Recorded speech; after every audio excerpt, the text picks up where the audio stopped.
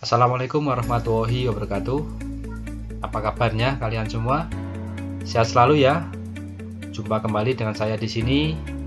Yang kali ini saya akan membahas tentang materi PJOK kelas 11 SMK, yaitu tentang sepak bola, taktik, strategi, dan formasi.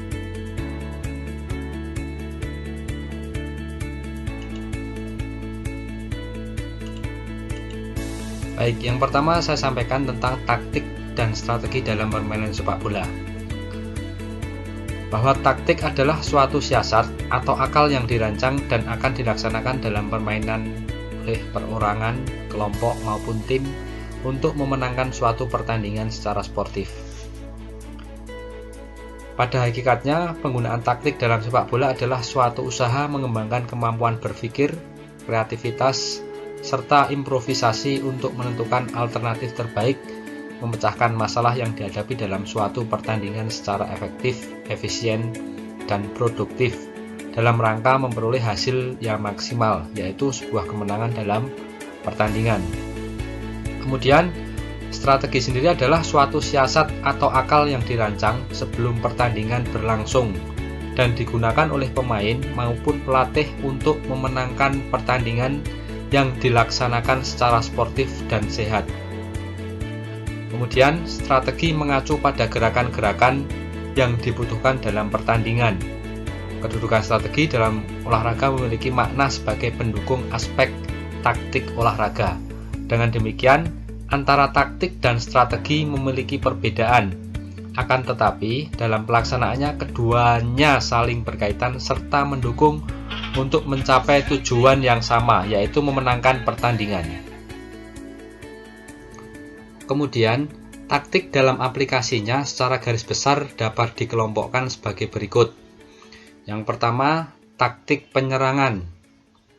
Taktik penyerangan diartikan sebagai suatu siasat yang dijalankan oleh perorangan, kelompok, maupun tim terhadap lawan dengan tujuan memimpin dan mematahkan pertahanan dalam rangka memenangkan pertandingan secara sportif.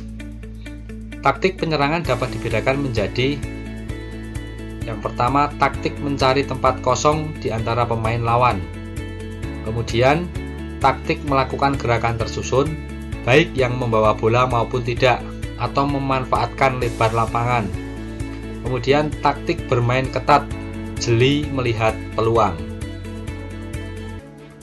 Kemudian, taktik pertahanan. Taktik pertahanan diartikan sebagai suatu siasat yang dijalankan oleh perorangan, kelompok maupun tim terhadap lawan dengan tujuan menahan serangan lawan agar tidak mengalami kekalahan atau kelelahan dalam pertandingan. Taktik pertahanan dapat dibedakan menjadi: yang pertama, man-to-man defense. Jadi setiap pemain membayangi satu lawan satu. Kemudian, zone defense. Setiap pemain bertanggung jawab atas daerah pertahanannya. Kemudian, kombinasi, yaitu taktik man-to-man defense dan zone defense. Jadi antara man-to-man dan zone defense itu dijadikan satu untuk taktik kombinasi ini. Nah, bisa kalian perhatikan, ini taktik pertahanan dalam pertandingan sepak bola, bagaimana posisi pemain dalam menutup pergerakan lawan ketika melakukan penyerangan.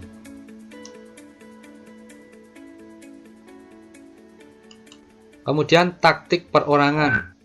Taktik perorangan diartikan sebagai siasat yang dilakukan oleh seorang pemain dalam menggunakan kemampuan fisik, teknik, dan mental yang dilakukan dengan proses yang cepat untuk menghadapi masalah yang terjadi dalam suatu pertandingan.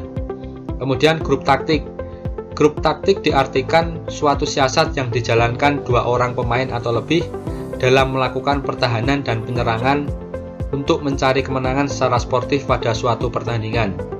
Kemudian, kolektif taktik. Kolektif taktik diartikan suatu siasat yang dijalankan oleh suatu regu dalam menjalin kerjasama untuk mencari kemenangan dalam suatu pertandingan. Kemudian, cara menentukan taktik. Yang pertama, apa yang bisa dilakukan pemain saat bertanding. Kemudian, pelatih harus mengetahui atau paham benar akan kemampuan para pemainnya sendiri dan pemain calon lawan. Kemudian, pemberian tugas kepada pemainnya dalam menghadapi kesebelasan calon lawan harus diuji coba dalam latihan. Kemudian harus mengetahui terlebih dahulu taktik yang biasa digunakan oleh calon lawan. Dan yang terakhir, memperhatikan situasi penonton dan kondisi dari lapangan.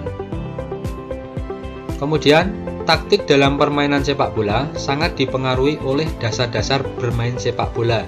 Antara lain, yang pertama teknik atau keterampilan bermain atau skill. Bagaimanapun sederhananya taktik yang dilakukan, tidak mungkin dapat dikerjakan tanpa penguasaan teknik atau keterampilan yang baik. Artinya, teknik dasar bermain bola harus dapat dikuasai dengan baik. Kemudian, kondisi fisik atau kesegaran jasmani. Taktik harus didasari dengan kondisi fisik yang baik, yaitu tentang dasar-dasar atletik, daya tahan, kekuatan, kecepatan, kelincahan. Tanpa adanya hal tersebut, taktik yang diterapkan tidak akan dapat berjalan secara optimal. Kemudian, kecerdasan, daya ingat dan mental yang baik. Untuk dapat menjalankan taktik secara baik, pemain harus ditunjang dengan kecerdasan, daya ingat untuk berpikir cepat dalam permainan, di samping mental yang kuat untuk tidak takut terhadap teror pemain lawan maupun penonton. Kemudian, pemain mengerti peraturan permainan.